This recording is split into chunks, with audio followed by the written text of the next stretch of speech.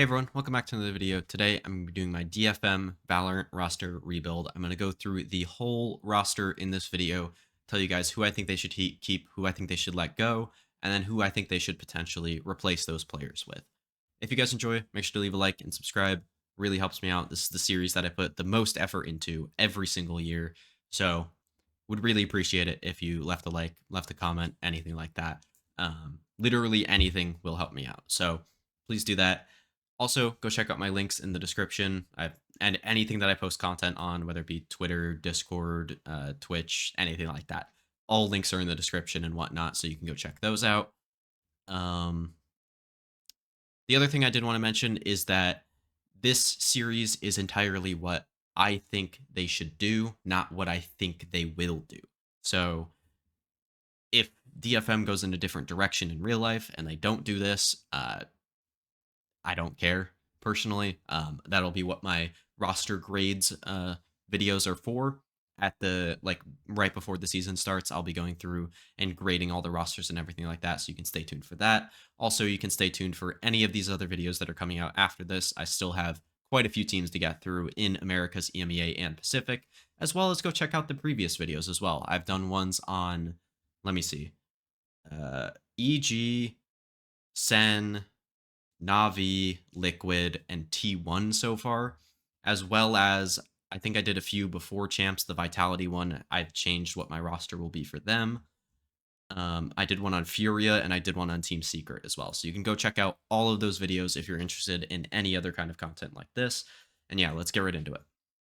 So we'll start by recapping this team in 2025. They brought in Akame, Art, Jinbung, and Jen to build around Mei, basically taking this year, I don't want to say fully as a trial run, but bringing in a bunch of young players or unproven players and letting them either prove themselves or not, and then trying to build around the guys that do in 2026.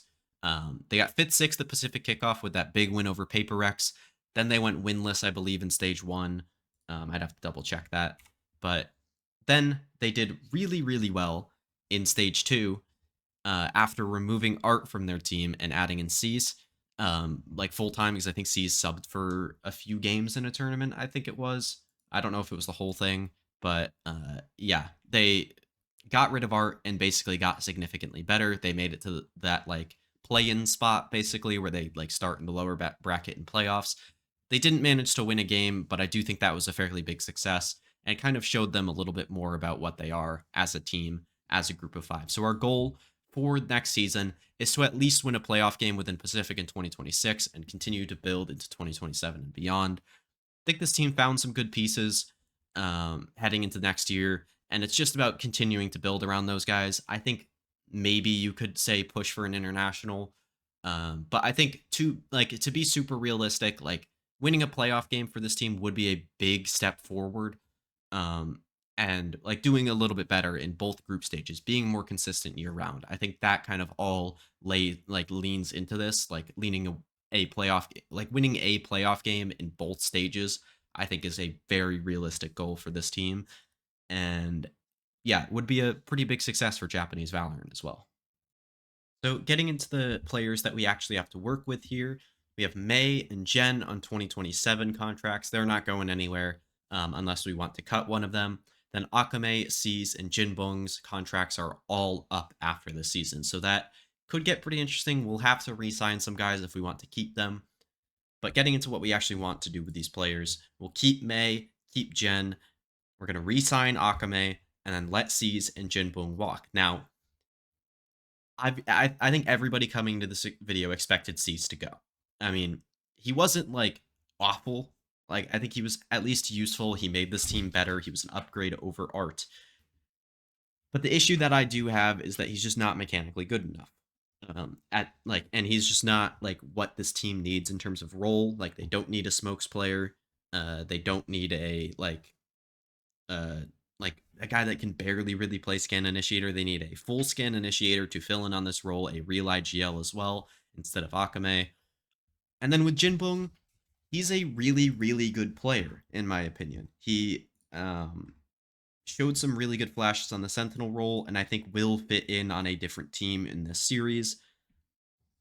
But we have a really good replacement in line, in my opinion, at least. So we'll talk about what we need. So we'll need a scan initiator and a sentinel, since we have Mei playing duelist, Akame playing like that flex, like flash initiator role, maybe a little bit of double duelist in there, maybe a little bit of sentinel, maybe a little bit of smokes, depending on what we need for the team. Then we'll need a scan initiator and a sentinel to top off with Jen playing smokes mostly. So we'll also need an IGL in here because while Akame was doing it at the end of the year for this team, I don't think he was quite good enough to justify keeping on that role, especially when there's some pretty good options out there. So for scan initiators, you have Stacks and Hero Run, who have both played in Tier 1 before. Stacks, who I let go of in my T1 video. If you haven't seen that, go check that out. I've also let go of Buzz in my T1 video, so he is available to potentially play Sentinel. Hero Run as well can play that Sentinel role. Saya player can as well. I wasn't enamored with the other options that I found in Tier 2, but then for IGLs, you have Stacks, Estrella, CLZ, potentially leaving Zeta with his contract expiring, and then JoJo as well, who's a tier 2 IGL and has been very good within the Japanese scene for a while now, going back to like even 2022. So these are our options here. Now we'll get into the players that we actually picked up. So I think based on the way I talked during that last segment, I think most people know the way that I'm going with this team. We're going to be picking up Buzz for our Sentinel slot, world champion duelist player who has played Sentinel for multiple good DRX teams in the past, and he's really good at it. He allows you to play any real kind of comp you want now. He can play double duelist if you need to, if you want to let Akame play a bit more Sentinel, which I think overall is more of Akame's strength, being able to play the flash initiator, like just in general initiators. Maybe even having him flex to Omen, which could be pretty good in some comps, and also his Viper is pretty good, or not his Viper, his Vise is very good as well, in my opinion, from Akame. So putting Buzz on this Sentinel role allows you to play double duelist, double controller, double Sentinel, whatever you want, with Buzz playing that Sentinel role in most of these comps, maybe letting him be more of a meteor type player rather than a like Hyunmin type player, if that makes sense. Like trying to get him to be a bit more, not, I don't want to say passive even, because that's not really what he is, but like not the guy going out taking team fights every round, even though he is fairly good at that. I think this is his best slot in tier 1 because like realistically, what duelist slot is opening up? Because T1 he just got cut from in this world. No way. He could go to Zeta. I think that's possible. He could go to Gen G since Texture's contract is expiring, but I don't really love that fit personally. I just think Texture's a better player in that system as well. DRX already has their guy in Hyunmin. They have multiple guys in terms of if you consider Flashback as well as a duelist player. And then in the rest of Pacific, you have like potentially Talon, potentially Global, potentially Secret, who already has their duelist slot filled in this scenario. Paper X, something's contract is expiring, but they're not letting him go. Like, I think this is the best slot for Buzz to fit in, even if it's not his best role. I think this team would strive for playing a lot of double duelist as well. As I said already, like that's a possibility, but I think that would be this team's strength and would put all of their players in the best spots. But also they're able to do other things. And I think he pairs perfectly with our other pickup, which is Stacks, who these guys have moved around as a duo quite a bit in their history as a team or as teammates. World champion IGL, he fits perfectly into this main scan initiator role. I think Akame can play a little bit of scan as well if you want Stacks to play the flash initiator, depending on what it is. I think Akame would probably be your breach player or your KO player, and then Stacks would be your breach player if you were to play one on scan on one map and the other on scan on the other. Honestly, Stacks personally is not my favorite pickup. I think he isn't the best like mid-round caller. Like he really struggled with that on DRX a bit with T1, especially towards the end as well. And that was a big issue for him overall in his career. And he has some very clear red flags. But he is very clearly the best IGL in Korea outside of Munchkin, which I completely forgot about. I think you could also argue, I believe Mako's IGLing for DRX. You could say him as well, potentially.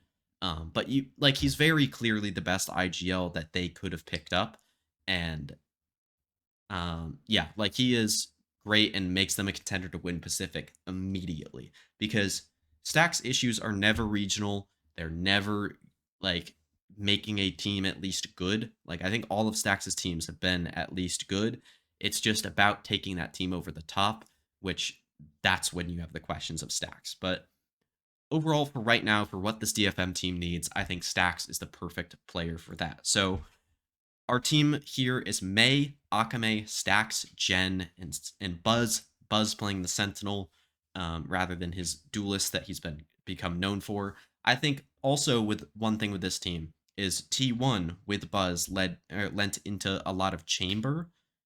I think that could potentially be a thing with Buzz as well, where you play May on the duelist, Buzz on the chamber, Jen on smoke, Stacks on scan, and then Akame can flex to that like Vi's other sentinel role kind of thing. I think that's very possible as well and allows this team to have a bit more flexibility. So let me know what you guys think of this team in the comments below. I do think this team is slightly outdone the expectation that I gave at the beginning with the goal of at least winning a playoff game. I think this team could definitely contend to win Pacific and even go pretty deep at international events with Stacks, May, and Buzz having either a lot of firepower in May's case or a lot of experience in Stacks and Buzz's case. So, yeah, as I said, let me know what you guys think of this roster in the comments below, and I'll see you guys in the next one. Peace.